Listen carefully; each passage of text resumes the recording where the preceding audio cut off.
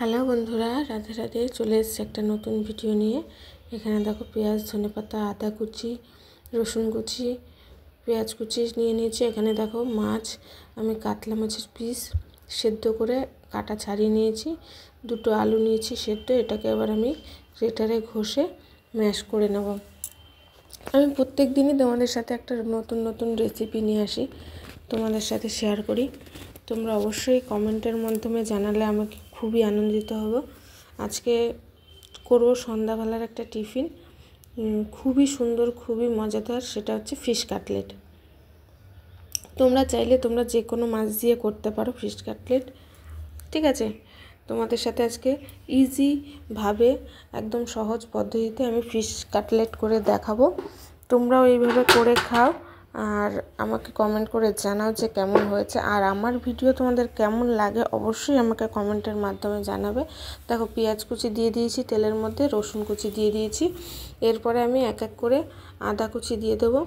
দিয়ে আমি এটাকে ভালো করে ভেজে নেবো, যাতে এর মধ্যে আদা রসুনের কাঁচা গন্ধটা না থাকে। আমি একটু লাল লাল করে ভেজে নেব, দেখতেই পাচ্ছ আমি ভেজে নিচ্ছি। আমি একটু সামান্য হলুদ দিয়ে দেবো, লবণ দিয়ে দিয়েছি, তার লবণ দিয়েছি। এখন হলুদ দিয়ে একটু ভেজে নেব। টমেটোর সস দিয়ে দেবো। দেখো আমার পেঁয়াজটা লাল লাল করে ভাজা হয়ে গেছে। তারপরেই কিন্তু আমি হলুদ আর টমেটোর সস দিয়ে দিয়েছি। তোমরা চাইলে একটু সয়া সস দিতে পারো। এখানে দেখো একটা তোমরা যে কোনো নুডলসের মশলা নিতে পারো। আমি এখানে ম্যাগি মশলাটা নিয়েছি।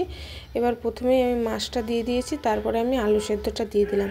এবার এটাকে আমি ভালো করে কষিয়ে নেব। দেখতেই পাচ্ছ আমি সব কিছু একসাথে একদম মিশিয়ে নিচ্ছি। আমি এটাকে কষাতে থাকবো যতক্ষণ না জলটা টেনে আসছে। দেখো টেনে এসেছে। আমি এর মধ্যে ধনেপাতা দিয়ে দিলাম গন্ধের জন্য। তোমরা চাইলে এর মধ্যে ক্যাপসিকাম বা আদার্স জিনিস দিতে পারো, কিন্তু অ্যাড না করাটাই ভালো, কারণ এটা যেহেতু কাটলেট হচ্ছে। দেখো ব্রেড ক্রাম্বস করে নিয়েছি আমি, আর এখানে এটা ঠান্ডা করতে রেখে দিয়েছি। ঠান্ডা হয়ে গেছে। এবার আমি চলো তোমাদের সাথে দেখাই যে আমি কিভাবে করি। দেখো আমি ডিম একটু লবণ দিয়ে ফেটিয়ে নিয়েছি। ডিমটা ফেটানো হয়ে গেল, ডিমটা ভালো করে ফেটাতে হবে। আর এটাকে আমি হাতে চেপে চেপে একটু শেপ দিয়ে নেব। দেখো চৌকো শেপ দিয়ে নিয়েছি। এটা আমি ডিমের ব্যাটারে চুপিয়ে তারপরে আমি কিন্তু ব্রেড ক্রাম্বসের মধ্যে দিয়ে দেব। দেখো এইভাবে তোমরা এক একটা করে করে নেবে। দেখো এক হাতে করছি, অসুবিধা হচ্ছে, মেয়ে ভিডিও করছে, ঠিক আছে।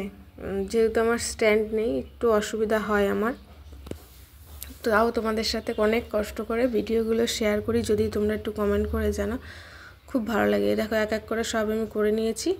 এবার চলো দেখাই তোমাদের যে আমি এটাকে কি করে ভেজে নেব।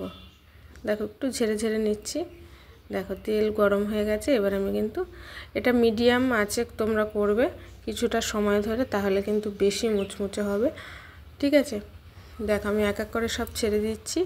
ছেড়ে দিয়ে আমি তোমাদের সাথে ভাজার পরে আমি দেখাচ্ছি। দেখো অলরেডি ভাজতে শুরু করে দিয়েছি, ভাজা হয়ে গেছে, তুলে নিয়েছি। তোমরাও খুব মুচমুচে হয়েছে, খুব সুন্দর টেস্ট হয়েছে। তোমরাও এইভাবে করে খাও সন্ধ্যাবেলা, আর অবশ্যই আমাকে কমেন্ট করে জানাও।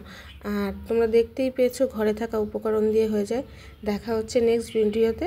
রাধে রাধে বন্ধুরা।